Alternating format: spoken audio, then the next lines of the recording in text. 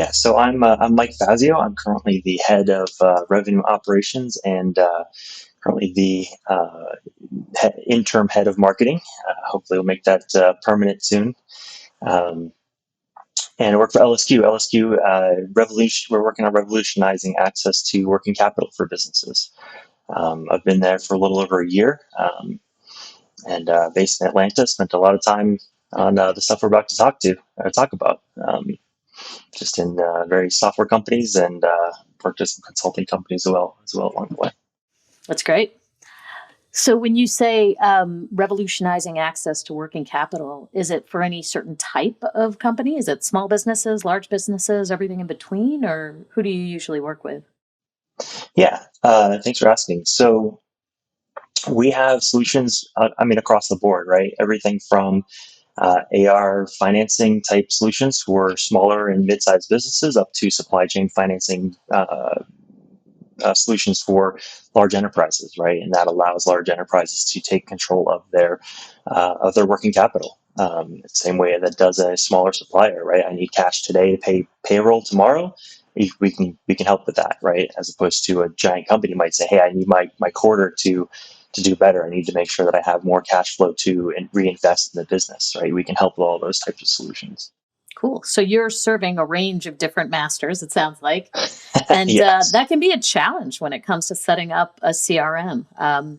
Although I will say for the listeners, Mike's been at this for many, many years. So I'm eager to hear kind of your perspective as a veteran. You, I heard you built a web-based CRM as an intern. So let's start there. Tell me about how did you get into this crazy game of CRM and what attracts you to it? Yeah, we'll get in the Wayback Machine and see some crazy stuff. Yeah, so this was nothing spectacular. Like it wasn't like an early Mark Benioff by any means. Um, but yeah, it was actually my dad was working for a software company in Delray Beach, Florida, and and they needed like a simple CRM type solution. They were just using spreadsheets and what people had in their Outlook. So I think I ended up teaching myself like MySQL and probably Perl because I had a buddy who was like, use Perl. I was like, okay. And so I built this, it worked, right? You could get data in, you could get data out. They loved it, at least in theory. They ended up merging with a company, I think a few months later, who already had a homegrown CRM with data. So they ended up using that one, probably infinitely better than the one I made. But it was good experience, good to see it in action. But. Well, so it makes sense how you got your start helping out your dad, but what hooked you? Why did you stay in it for this long? Yeah, I think that's maybe the theme of my career was always being willing to jump into something new and see what happens, right? Um, I went from there, ended up working there as an intern for a little while, just kind of odds and ends around doing various things. I was a little on the sort of the geeky but creative world, right? And that's again sort of a theme that we'll kind of tease out. Um, so I ended up getting a different internship with a buddy's dad this time with a much larger company called DataCore Software, and came in as sort of marketing, right? So doing website, other graphics, PowerPoint presentations, kind of that standard creative stuff. But they also knew that I was kind of geeky as well, so I ended up getting pulled into Salesforce, their Salesforce instance by the head of America's sales, and it just kind of clicked, right? Of like, wow, I can do these cool tech things while still also doing some marketing stuff, while learning more about the business, and that evolved into marketing technology. Kind of doing some early vendors on. We picked some ridiculous vendor that was terrible instead of Marketo. So we I got a demo of Marketo, and it was when Marketo still looked like you were kind of like scrolling the data. You're like the back end of your OS. Like it was just a terrible UX, but it was cool. But I'm like, listen, we're trying to support an international marketing team. Most of our marketing team was in Europe, and And I'm like, I'm not going to teach all these people how to basically be like an IT backend admin to send some emails, right? This is silly. So it was other technology. I don't remember it now, but it was okay. We sent some emails. They had maybe some landing pages, but again, it was like whatever. A few years later, Marketo, we reached back out and we're like, okay, let's try it again. And they actually had like reskinned it, and it was like, okay, we get it now. I also had a little bit of a bigger team. I think there was probably 3 or 4 of us, and so we onboarded Marketo, and that was just a cool jump into the world of marketing automation. What does it mean to do lead scoring? How do we actually get sales to be okay with the fact that we're not just going to give them a bunch of terrible leads all the time? Because at least they have leads. Like, oh, I can call somebody, so it's better than nothing, right? Um, it's not. It's not better than nothing. Just little Sneak tip preview, there. it's not. Yeah, sneak Yeah. preview. It's terrible. It's terrible. Um, so yeah, I mean that got you a little further than your question, I think. But yeah, I just kind of No, it's jumped in it's and so yeah, it's really interesting to kind of think about how things have changed from the beginning of CRM and kind of the advent of the digital age, right? And where we are today. So, kind of in your broad brush across that time, how would you characterize the development of this technology and how it's helped businesses like yours or the ones you've been involved in? yeah, absolutely. Yeah, I mean, I'm probably not going to be fair to any of the other CRM solutions because I've been a Salesforce person unintentionally for many years and then intentionally for a number of other years. Um, and really, like it's gone from this sort of like, I don't know, Rolodex. Like, okay, it's a CRM, it's a customer relationship management solution. You kind of put some data about your customers, maybe some of your prospects, maybe do a little, forecasting here or there, to really this like system of, like a system of record, like a real simple kind of system of record, to like a system of action, right? So for me, where I've seen Salesforce specifically come in and be the most valuable part is that it's sort of forcing this it's sort of forcing all of these other tools to give me structured data that I can then do something with, right? I can make sure that the data all goes into the right records, the right objects, and then other tools, whether it's like that's part of it, or like Marketing Cloud or whatever we want to call it today, um, can send emails or do automations. I can do automations and do different data inside of Salesforce. And then I can push that data back out to like Outreach or Sales Loft or one of those tools, right? I can also feed that data in a nice, clean, structured way back to my data lake and let the data scientists do stuff with it. So really for me, that's kind of where I feel like, the idea of CRM has come from. I think maybe what the name more implies to this sort of system that is in the center of go-to-market action or activity. It's a really nice framing which you just gave, that concept of like system of record to system of action. And where would you say that they fall today, they meaning Salesforce, on delivering on that promise in terms of system of action versus system of record? Because, of course, we're all software and we're all trying to make these things work, right? But what's the reality of system of action? And why are other applications like Outreach and SalesLoft needed to deliver on the promise? Yeah. Yeah. I mean, it depends who you ask, right? If you ask a Salesforce sales rep, they're going to say you don't need those other tools, right? They have Salesforce has their high velocity sales, right? Which, I mean, I demoed years ago, so it's probably a lot better than when I saw it. Um, but I think what has still made Salesforce successful and sort of needed in the central part for me is that I do have some very powerful, easy to use automation tools inside of Salesforce that I can do things with, right? That's very generic. That I can have access to and not necessarily need a data scientist or a programmer to do, right? This like Flow is a very powerful automation tool that I can use to change data, clean up data, automate tasks in a way that that then serves up the right data at the right time to these other tools where teams can live in Outreach, Sales Loft, or your marketing automation platform, or any number of other tools. So, but I think they do play. I think Salesforce does try to play in like we're the everything, but I don't know that I think the strongest is that core platform play. I think we'll see what happens with some of these other tools, if they can, if because you get outreach, you get sales loft, you get all the other like ancillary tools that are out there that are useful, that are powerful. But how do you deal with it? I know. How do you manage this cloud of other stuff? So like part of me hopes for a really good consolidation. Like I want Salesforce in the next few years to buy up a few of them and really make them stick and like, okay, this is gonna be perfect. But I don't know. I'm not sure that that's gonna happen. So you like the monopolists? Is that what you're saying? Yeah, until they come asking for a invoice, right? And send me Right. Of course. for a Of check. course. Make Yeah, it easy for me, but don't make me pay for it. yeah, So you've got this. Another theme that I kind of am hearing from you is that you've got this interesting kind of 1 foot in tech and 1 foot in marketing has been your background, and that you're appreciating the tools that allow you to not have to be super tech heavy. You get it. You understand automations, you understand structure and all of those things. But you want tools that allow you not to have to rely on an IT team, for example, and that kind of make that data move around and do what you need it to do. Is that fair to kind of summarize what you just said? yep, yeah, absolutely.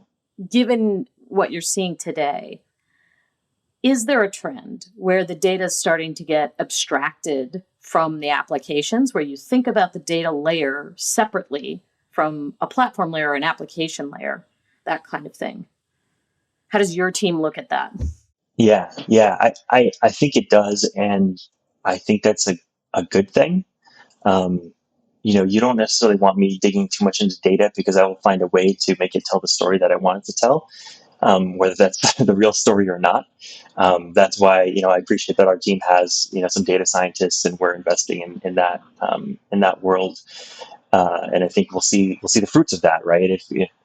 Um, and from the go to market standpoint, I think having the data as that's sort of its own layer, managed by its own team, sort of owned by its own team, lets us get the most out of what that data is, and again, not lie to ourselves about what it's saying, right?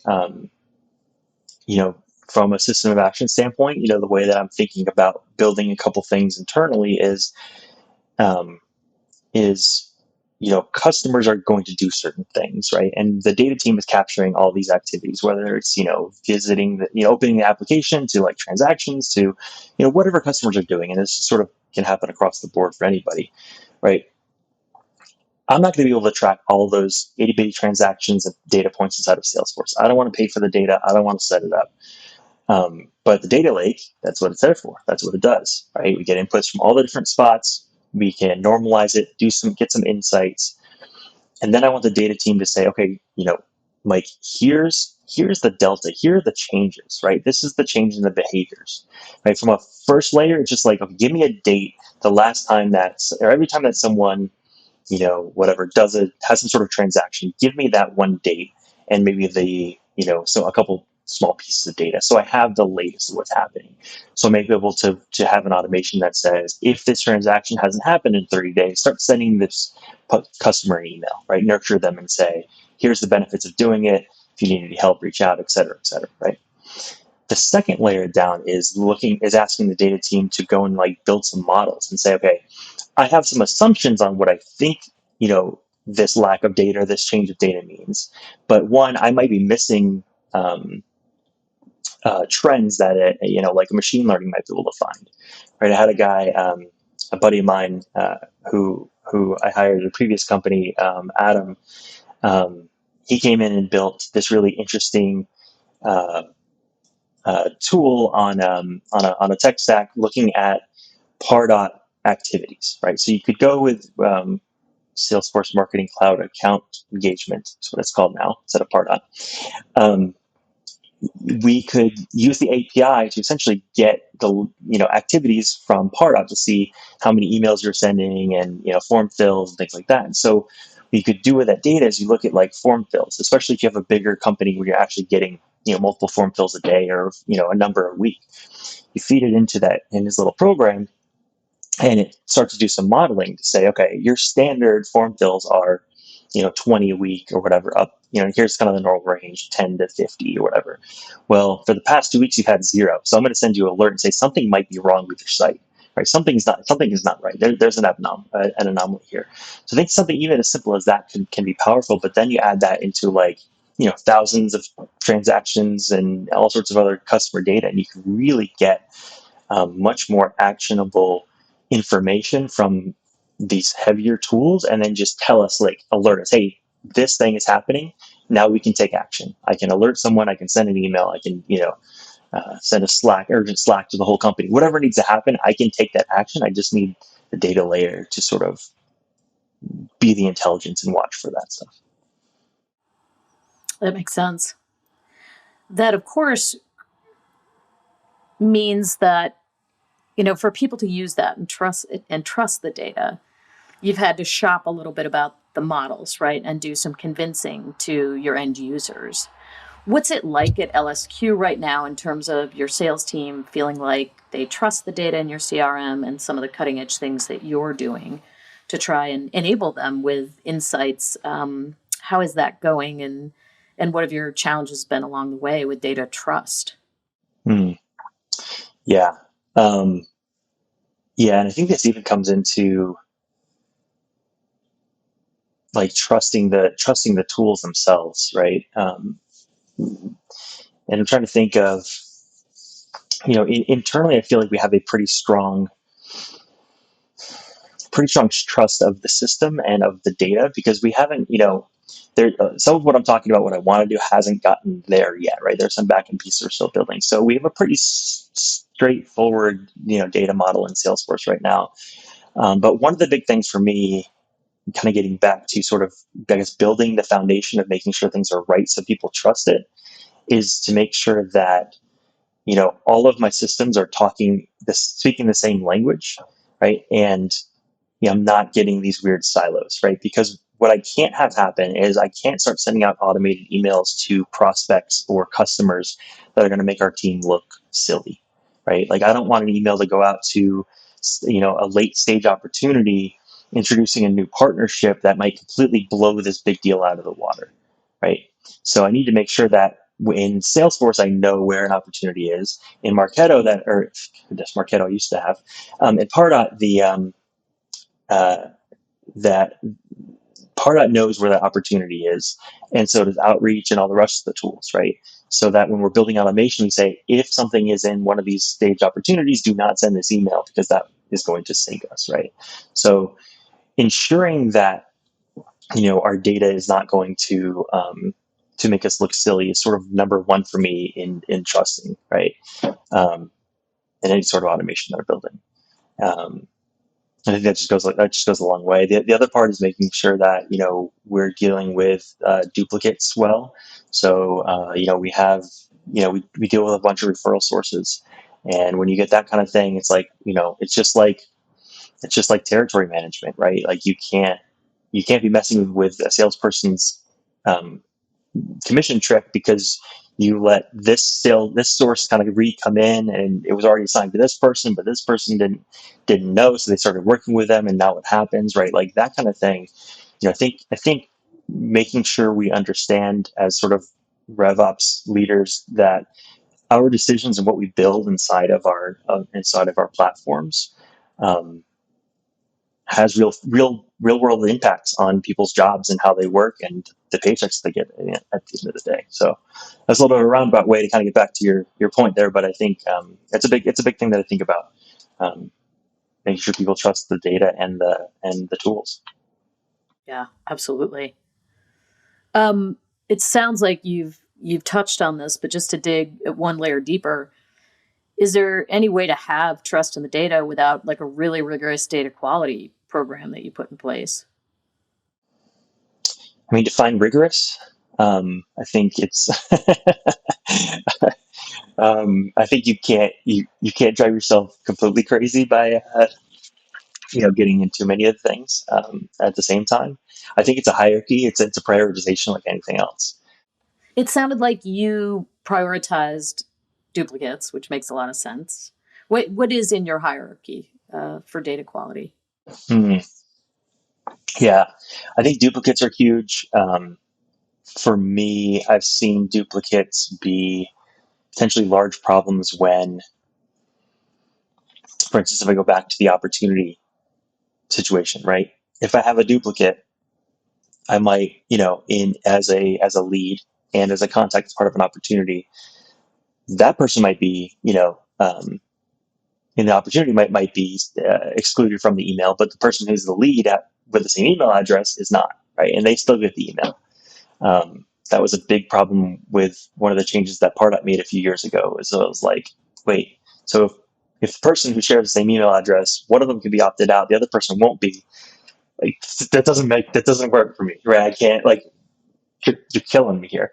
Um, and so that's a big thing is like if you know this person is in the system, they need to have one record, or you're going to do silly things.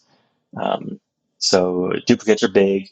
I think understanding your needs for account ownership, contact ownership. Um, it's also going to get into.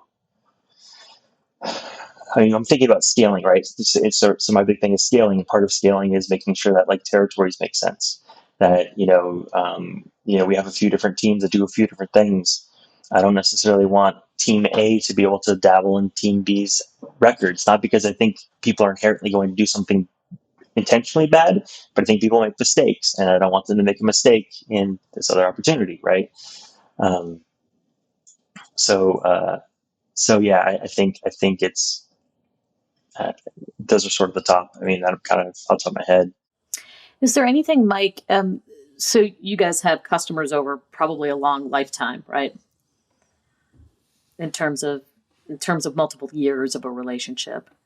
Is there anything that you think about in terms of data quality when it gets to like year 5 or year 6 or year 7 that's important to you in terms of multiple opportunities and multiple people from the buying committee and the implementation group and all of that? So anything there that you use as a rule of thumb about data quality when it gets real complex? Yeah, and we certainly do. We do a fair amount of like cross sell work and different opportunities for the same people. Even some of the data that we start with is suspect. And yeah, I don't know that I have necessarily a rule of thumb. I think one of the things that we're talking about with our data team is, um, do we want to engage with, maybe use their help, or maybe just get a tool directly in Salesforce to look at more mass scale enrichment of data, right? Just make sure, hey, go through and clean it up if we haven't touched it in X amount of time. Well, let's shift gears just a little bit from data back to applications and your thoughts about this explosion you talked about a little bit with new RevTech applications. How do you think about the trade-offs there? Like, what are some that are important to think about when you're adding something to a new tech stack? I'm sorry, what are important things to consider when you're adding new tech to an existing stack? Gotcha. Yeah. Um, I think it works. It works both ways for a new stack or an old stack. But yeah, I mean, we've all seen the explosion of the applications and solutions out there, right? There's the chief Martech blogger who kept making the bigger and bigger eye charts of just what he calls marketing technology, right? Then you slap on all these other sales tools on Sales top of those. technologies. Yeah, Yeah. it's a little bit ridiculous. And I mean, for me, I think what's important is, I have to go back to like, if it's not going to communicate well with Salesforce, they're not a strong API connection. I can't deal with it. Maybe if when and if I'm ever at $1 billion company and I have a huge team of people, maybe we'll talk, right? I can build my own integrations, and I've helped some large companies do that kind of thing before. But for me, it's the appeal of some of these is like, it is like, can you work with campaign membership in Salesforce? Can you work with opportunities in Salesforce? Um, can I trust that your sync isn't going to blow things up? Or I can't go and deal with sync errors every day. I just don't have time. So I want to make sure we get it set up once, set it up well, and yeah, occasionally stuff is going to go wrong. You have to play with it, but for me, that's a huge part. Is I need to make sure it's all going into my system of action. So that can be true for whatever your system of action is. Everything has to communicate there, um, and then it's just sort of digging in and trying to find what are the nuances of the platform. Right? They all have their own kind of claim to fame. They're all trying to make their own market category.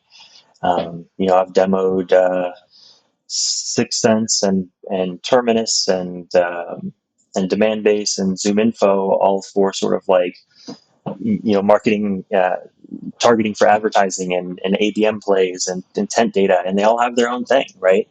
Um, and it really comes down to what is your business vision? What is the business trying to do, and does it fit for what that platform is focused on providing, right?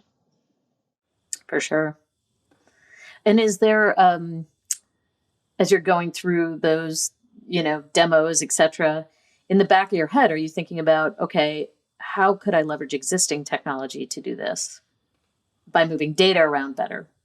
Like what are your thoughts around that? I mean, as we started off, like I'm a tinkerer. Like I will build my own stuff just because it seems kind of fun. Um, that's obviously changed a little bit, as I've gotten kind of higher up, and I can't like spend as much time getting in there. Although I still want to go build some flows and do some stuff. Um, so that's where I start personally. Is like, okay, what is available to me, right? Especially knowing that I have these large, these powerful tools already. Can we do what we needed to do? But then I needed to ask, like, is that scalable? And am I going to, be mad at myself in a year when I realize that I built this thing and now we're stuck with it and it's not great? Um, so I'm always trying to think of scaling and building towards the future, and that's going to be a big part in. Am I hacking something together just to get it done, and because I want to not spend the money, or do I actually think this is good enough and scalable enough, and like replaceable or upgradable in the future? That makes sense. Um, Tell me a little bit about, you made your decision, you want to bring something new into the stack, you think it's the right thing.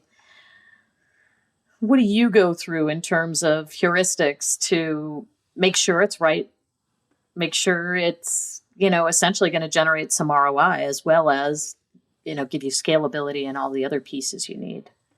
Yeah, yeah. Again, I mean, I go back to making sure that I understand where I see the business going and how we're going to get there from like a high level, a business standpoint before I even like think about the tools. And then obviously, I try to get as many demos as I can, stand. I try to ask as many hard questions as I can to the sales team, knowing that they have their script and they're going to paint things in a certain light and try to drive you to certain answers. But I really just try to like get past, okay, like you're acting like my friend right now, and I appreciate that, but I need you to tell me the truth about what this specific technology thing is. And if you don't understand it, we're going to have to talk to a solution engineer or someone on your support team. So from that aspect, I do appreciate when a vendor brings in like their customer support reps or something like that, so because they can typically speak a little bit deeper into what some of these things are. Um, because it all looks real shiny on the demo until you dig into the details. And then if I can find anybody in the community, and a big part of this is like is community and trying to figure out, okay, what have you seen, what have you where have you where is this falling short for you, where is it excelling for you, and again trying to fit those things into my business priorities. How often do your requirements when you begin a journey like this evolve, and by how much as you're learning? Yeah, absolutely. um, a lot usually. um, I mean, I'll give you an example. Just recently, we switched to a different ABM intent platform, um, I thought I wanted something a year ago, and it didn't turn out to be, the platform was a little lacking, sure, but it was also just different than what I think we really wanted. As I went through, a couple of the big platforms, I started seeing that what I was looking for was actually more of a sales platform than just sort of like marketing, by itself. Um, because I think, without getting into a whole other topic, that marketing sales alignment is just huge. I mean, I think that's why we have RevOps, is because it's silly to have marketing ops and sales ops in their own silos, and we're all doing the same thing. Especially with data, like we're all using it all needs to be together, right? Um, and so yeah, I think I went in expecting kind of one thing, and came out much with a tool that goes closer to, again, where I think the business vision is taking us. So Just to backtrack a little, tell me about how RevOps became a thing at LSQ, or was it always? How did you get that alignment? yeah, so I it's a funny story. I sort of did it from the outside of LSQ. Um, so before I joined, my buddy has been working at LSQ for 5 or 6 years, and he was head of marketing. And we were kind of chatting. I was thinking about maybe something new in my horizon, and I said, "Hey, if you're looking for like a RevOps person, I might be interested in talking, right?" And we kind of talked a little bit about what that would be and whatever. He's like, "Yeah, okay, I'll let you know, whatever." So we kind of stopped chatting. A few months later, he calls me back and says, "Yeah, my boss is looking for. We want to do like make a RevOps role." And I'm thinking, well, I know somebody who might be willing to talk about that. Um, and so really they kind of brought in I would like to believe that I put the RevOps bug in his head, but yeah, my current boss, Vikas Shah, is a really smart revenue leader, so he gets it. He gets the need for it. So I'm sure he brought it up on his own. But um, yeah, so I joined and started it off. I mean, they hired me straight out as the head of revenue operations, to say go and build this thing for us. So and then I've gotten that sort of leeway to do it. A big part for me was, I mean, I think what we've all seen is just one, getting the tools together, getting a handle on Salesforce and what's happening there, making sure you're getting back to your question of trust before, right? The system, when I inherited it, had been kind of going through a few admins, wasn't really much, my buddy who was the head of marketing was also trying to be the admin, and just was like, it was too much. A lot of hands in the pot, a lot of older automations that were built out that just would like break for random reasons. And so, I wanted to make my life easier. So I fixed all those things, like ripped out this, ripped out that, cleaned up a bunch of permissions and all that kind of stuff. I actually found, I got lucky. There was a lady in my team, Tabitha, who, who's just great. She, didn't have any like RevOps training or whatever. She was just sort of like had figured out Salesforce and could do reporting and data imports and stuff like that. And I realized she was in sort of a role that was like undefined. I was like, I want her to be on my team, and that's sort of been, so she's really helped. She's really jumped in and has become a great admin over the past year, and just helped with a ton of stuff. So really, it was just sort of cleaning up a lot of technical debt as the first part, getting our tech stack in order. And then trying to build that trust again around Salesforce and these platforms, to where now the team uses it day in and day out. We have, we run all of our dashboards. We have our weekly pipeline calls all out of Salesforce dashboards, weekly reports, the whole deal. And it's sort of not questioned on, this is the data, this is right. Um, if you want your deal to be on the board, it has to be in Salesforce in the right way. And we constantly try to just make that easier for people as much as possible. So yeah, it's been an interesting year growing and building the brand new team. That's great. Um, it's interesting, kind of a theme again that's been running through. We've had a couple folks on the podcast who have talked about this new concept, at least new to me, called technology quotient. So, like EQ for emotional and IQ for intellect, now it's about technology.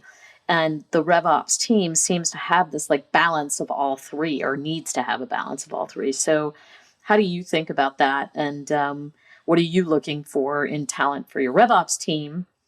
And then, as a corollary, where do you think the new salesperson has to go with that balance? Yeah, yeah, yeah. That's a great question. When I heard that on the podcast, it got me thinking because so a previous company I worked for, Sercante, my friend Andrea Terrell started it back in 2017. I was employee number one, and we started building this company, and we're starting to hire some people. We started like, okay, we need to be intentional about who we're hiring and why, right? So we sat down and kind of started writing some things out, and we're like, there's still something else about these people that we're hiring that is like working. And we sort of looked at our backgrounds, and we both kind of came from this place where we learned, we had like a certain amount of business acumen is what we called it, where we understood how businesses worked. We were both really fortunate to work at companies that were mid-size and growing, but have like direct access to top leadership, the CEO and the rest of the team. And so we got to really dig in deep early on to understand how business works. Um, on top of that, we're both geeks, right? So we like to get in the nitty gritty and build flows and build, automations and talk about data and there's this whole piece. But we also kind of like marketing and being creative, right? And so for us, we realized that there's this like traditional marketing role, right? And then and they're the people who make the campaigns, do the creative writing, and understand how business works and how it flows, and do all that kind of traditional marketing stuff. Which has always had an analytical component, right? It's not just creative. Yeah, the best direct marketers were the biggest data geeks, right? Yeah, exactly. Right. And so you have this sort of traditional marketers, and then you have like these tools, right? So like IT is going to own tools because that's what IT does. They own tools, they provision them, they deal with users, they deal with permissions. Is what IT does. Well, now you have this sort of like marketing technology that comes about, and it's this merge of these two things. And like IT, sure, you can get them involved, but they're going to be too slow, right? They're doing what IT does. They're making sure we're compliant and doing all that good stuff. But these aren't scary enough systems to necessarily require all of that. And so and then you have marketers who, some of them are like, well, what the heck is this tool? Like I'm trying to go do my own data analysis somewhere else. Now you want me to use this tool to send emails and create landing pages? Like, what the heck is going on? Well, we found that there's certain people who have both that business acumen and this technical geekery, and it works really well in this sort of now the RevOps space because it's sort of been marketing, sales, and smushing us all together. What I really think is interesting is that we grew the first. So it was Andrea and myself, and then we grew and hired a succession of, I don't know, it was probably like 5 or 6 women, um, unintentionally. It's just sort of what happened. And then we finally got another guy whose name was also Mike. So it got really weird there for a while. There was just 2 guys who were named Mike, and then there's all the rest were women. It was a very strange dynamic. But moral of the story, what my theory is that marketing and marketing operations and now revenue operations is a gateway to allow to help women who are sort of traditionally kind of pushed out of like IT and engineering type roles to still have to get into this more geeky role where now, well, you've got, marketing operations, we also have Salesforce, and Salesforce is very inclusive and very much bringing people into the forefront. So I think that was really interesting for me as a hiring, manager to see like these really smart geeky women who, again, maybe not. I'm just assuming that based on the history of education and kind of how we got here, STEM does STEM, yeah. yeah, exactly. Like I feel like that's really been an interesting sort of interplay there. It's a cool observation. I also see, at least in my history, that people who do product development do also do well in RevOps, because really what you're talking about is a bunch of feedback loops, right? And there's nothing, RevOps is feedback loops on steroids, right? So It's an iterative, hopefully it's an iterative system that allows you to learn quickly. And it's ultimately a big learning platform if you do it right, about the customers that you want to have and the customers you do have. So I think that's really interesting.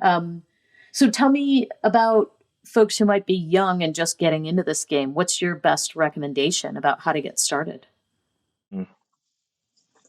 Yeah, I mean, I think I'm gonna go back to what I just said.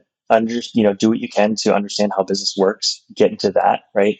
Understand the fundamentals of business. Maybe even get some of these like entrepreneurial books that come out. Um, there's like Traction, and there's a number of them, right? Read through some of those and just get that cash flow is important, and all these other things, right? And then you know more generically, just always be curious and ask questions, right? Never lose that. Right? Always question what the status quo kind of thinks. But starting out though, I think Salesforce has a great community for this sort of this for RevOps people, right? Because um, one, it's very inclusive, very open. There's a lot of free training resources around it, and it can really get you into the community, and it's sort of like a gateway to these other tools and things. So yeah, I would say understand how business works, and get into Salesforce and find some other of those kind of free trainings. I feel like Salesforce is a really solid platform to start. So um, I don't know. That's kind of what I got. I think that's excellent advice, and I totally agree with you in terms of their approach to the market and developing community and making sure it's an inclusive community. So that's a huge plus for Salesforce as far as I'm concerned.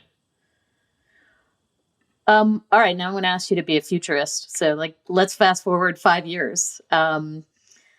Is data its own layer of the tech stack? What else are we thinking about when it comes to applications or platforms or sales and marketing and all of those things? What's your predictions about the future? Yeah, um, I think yeah. So as far as the future goes, right? I think data is its own layer right now. I think it's only going to continue. Um, as far as what that looks like in 5 years, uh, I think there's just an interesting thing. This idea of machine learning and building models um, is going to be more commonplace, to where it's going to be like, okay, well, what does the model tell us that we need to do right now, right? Um, if you look at like Sixth Sense, right? They're all about their machine learning model that looks at, well, we think that your prospects are in this stage of the buying cycle right now, right? Like that. That to me, I think is really interesting, and if you can take that even on your own data, um, I think that'll really help you win. Just to pull out customer retention. What are your customers doing before they want to leave? What are your customers doing when they stay? How do you encourage that behavior? Um, because I think that RevOps can't just stop at close one opportunity, right? So we got to make sure we're thinking about retention and cross sell. And again, like what how do we bubble up and see what the right cross sell opportunities are, and get that in front of us, and then and continuing to dig into seeing, maybe ripping the data out of CRM, dropping in the data lake, and giving us a better idea of you know what are our best chances at success. Right? I think there's the external data models like Salesforce's Einstein, and obviously they mentioned Sixth Sense has their deal, but I think if you can have your own model, I feel like that's going to be even more powerful, um, and I think that's going to be more accessible. Yeah, everybody's customer journey is different, right? So having something train on big data versus your data is important. Yeah, yeah, and I think both of those tools promise to use your data as well. But I don't know. I think the real key is in 5 years will be, you'll still want some sort of a data scientist or someone to give you an idea of like, are you on the right track? But you'll be able to do a lot more of it yourself, right? You won't need a whole engineering team to build these things out. It'll be more like a Salesforce flow kind of idea, right? Like it's technical. You need to know what you're doing, but a lot more people can get to it. Sort of, democratizing. big data access. At least is where I'm hoping. Yeah, it's interesting. I went to an O'Reilly conference on AI 3 years ago and went to the Microsoft booth, and they said by 2024, which was his prediction, you will be able to open up Excel and all the data models you'll need will be in Excel. I was like, all right. So Clock's it's ticking. good promise, right? Like, let's get going, guys. Anyway, yeah. Yeah, when you do a prediction, you got to do 20 years because then you can say anything, and it's like, well, maybe not. Right. Absolutely. Then you get into the realm of science fiction, which is more fun anyway. Exactly. All right. Anything else that you'd like to leave the listeners with in terms of encouragement? Because sometimes it can get, it can be a slog getting your salespeople to trust you and getting the data quality issues slain and, all of that. Any words of encouragement for somebody who's been there, done that?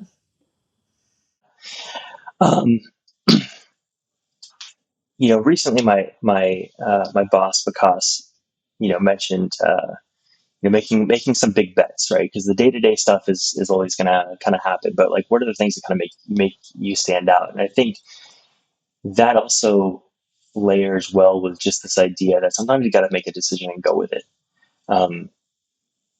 And really, like, that's the best thing I can give is like, go through, make the best decision that you can, and give it a shot, right? Let everybody know that maybe this is just a test, right? Like, hey, we're going to give this a shot for the next 6 months or a year.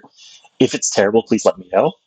And you're going to have to just learn to be okay with it. Like, if it sometimes it's going to be terrible and you're going to make the wrong decision and you're going to go back and you'll fix it, right?